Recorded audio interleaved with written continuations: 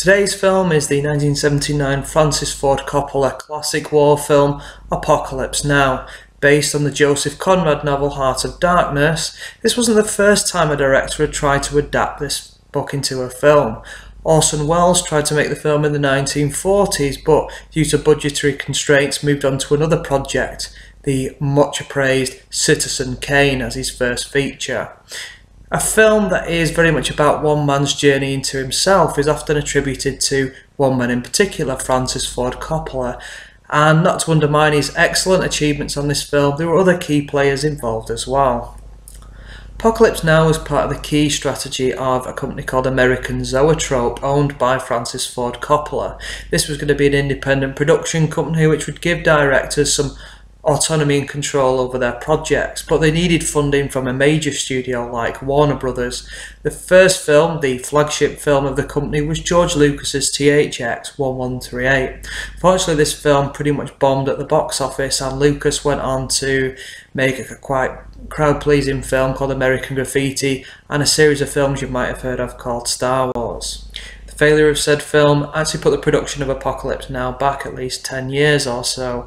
Francis Ford Coppola briefly left Hollywood feeling humiliated. He ended up winning an Oscar though for working on the screenplay for Patton, and of course would later get acclaim for directing The Godfather Parts 1 and 2. Now that Coppola had the necessarily clout and several Oscars behind him, he could afford to make Apocalypse Now. Unfortunately, it was quite a strenuous production. At times the director would threaten to kill himself, and it's quite understandable why.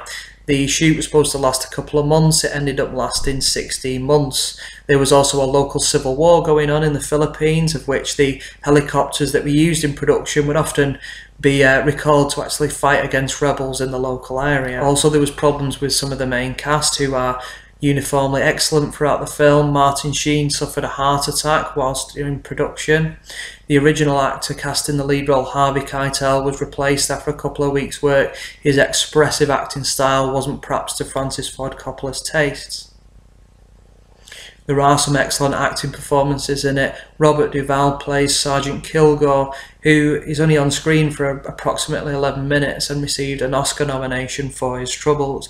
His famous speech, "I love the smell of napalm in the morning," is perhaps one of the greatest moments of American cinema. And there is Marlon Brando, who appeared on set completely unprepared for the role, having not read the original source material or any of Coppola's scripts. Many of his scenes are actually improvised.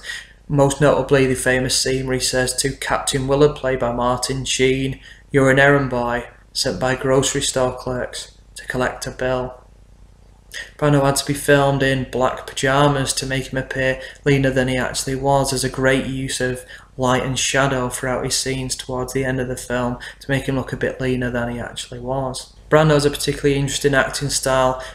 This was noted by Richard Harris, a fellow actor, when they starred together in Mutiny on the Bounty, because Brando really struggled to remember his lines. He'd often gaze around, and you can see this in a lot of his later performances, particularly in films like Last Tango in Paris. The reason he was gazing around was because he was actually reading some of his lines off cue cards, and that developed the classic Brando kind of gaze into the left and right style. Dennis Hopper gives an absolutely fantastic performance playing the photojournalist, who's very much kind of spaced out, and to me kind of represents the American hippie dream just completely crumbling, completely decadent, soaked in drugs and things. That original message of peace has been completely corrupted. He's absolutely fantastic. He even quotes Rudyard Kipling's famous poem "If." And what's really interesting, if you watch the documentary Heart of Darkness, the making of Apocalypse Now, there's a really interesting scene where Dennis Hopper's on set talking to Francis Ford Coppola, and he says, "Francis, I just want you to know that every crack in these sunglasses represents a life that I've saved." Clearly under the influence of drugs, and you can see how chaotic the production was. They would actually stage real battles using real ammunition, some of the cast, on days where they weren't filming, which I find fascinating with the kind of health and safety legislation that we have these days. Martin Sheen is fantastic as Captain Willard. The majority of his dialogue, particularly the narration, is written by Michael Herr, who wrote a famous Vietnam War book called Dispatches. It gives it an air of authenticity, The writer John Milius actually did a bit of a screen polish on the majority of the screenplay as well, and the film was very much constructed in post-production. Francis Ford Coppola didn't have a finished script at the time of starting production and would often write scenes in his trailer, I think it was like a houseboat or something, while production was going on. The Vietnam War is often described as being the first rock and roll war, and there is some fantastic rock and roll music in here. There's the song Can't Get No Satisfaction by the Rolling Stones, and also some excellent music by The Doors. This Is the End, Beautiful Friend starts the film, okay? And I think it's one of the greatest introductory scenes of all time.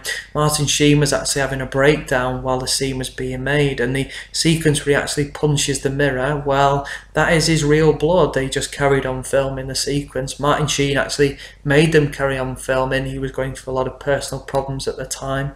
The actual phrase he used is, he had his demons by the throat and he was really fighting against them at that particular moment. Now, what is it about the enduring appeal of this film? Well, I think there's kind of some dual elements here going on. Francis Ford Coppola, one of America's greatest ever filmmakers, was very much on a voyage of self-discovery here. He actually said at the Cannes Film Festival that year when the film was completed, this isn't a film about Vietnam, this is Vietnam. It very much represents his personal struggle to get the film made against the elements. Also, you have the tale of Captain Willard going down the river, very much getting to know himself, very much starting to question the ethics of the adventure that he's going on to kill Walter E. Kurtz. And when he arrives to meet Colonel Kurtz, first he appears to have completely lost all method whatsoever and military protocol. However, it's kind of interesting that he's the one that's always quoting T.S. Eliot poems and seems quite peaceful, but he raises a really ethical question in a scene towards the end where he talks about that the American warplanes were going and napalming and killing hundreds and hundreds of children and civilians, but they were described as being obscene for writing swear words on the side of the plane. And I find that really interesting from an ethical point of view. I would argue that the definitive version of the film is the 2-hour 27-minute version, which is the original theatrical cut. Francis Ford Coppola actually re-released the film in the early 90s with a slightly longer version, about 15 minutes longer. This is known as the Apocalypse Now Reduced cut. I would argue that it very much slows the pace down, all these additional scenes. There is the infamous French plantation scene that's well worth reading up on, which kind of fleshes out some of the politics of the invasion of Vietnam. But it's worth seeing as a nice little curate's egg as a DVD feature. There are many things we have to thank this movie for. First of all, it pretty much invented 5.1 surround sound, and this was in the late 1970s. Originally, Coppola planned to just release the film in one cinema, and people would have to travel from all over America to go to this one cinema. However, the film went into enormous budgetary problems. Francis Ford Coppola had to remortgage his own house. The story is very much updated for the Vietnam era, and this was quite a popular trend at the time in the late 60s and early 70s. There'd been a lot of Vietnam War films. There's Hal Ashby's Coming Home, Michael Cimino's The Deer Hunter, but I would argue that Apocalypse Now kind of transcends the war it's talking about. It's very much about a conflict from within an individual person, and to me, I don't think there's many other classic war films that really comment on this. To an extent, Sam Peckinpah's excellent Cross of Iron talks about this.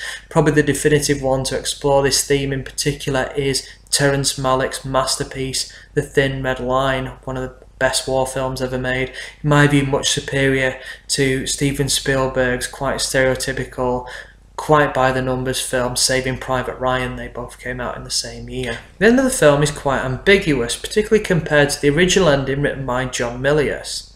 Originally what was to happen was Captain Willard and Walter E. Kurtz were supposed to go off into battle together, shooting down army helicopters because they'd fallen in love with the idea of war. It had become all that they essentially knew. However, Coppola wanted a bit more of a pacifist style ending, and he doesn't quite get that, but it's much more of an ambiguous philosophical ending.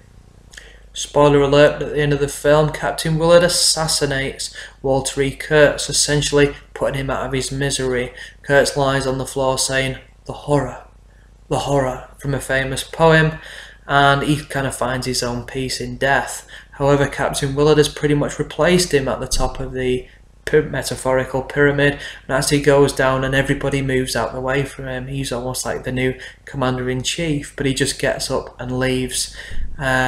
and he's almost kind of so cold, dejected, has no emotions whatsoever. He has become the true heart of darkness. Thank you very much for watching. If you'd like to recommend any films, feel free to give me a message.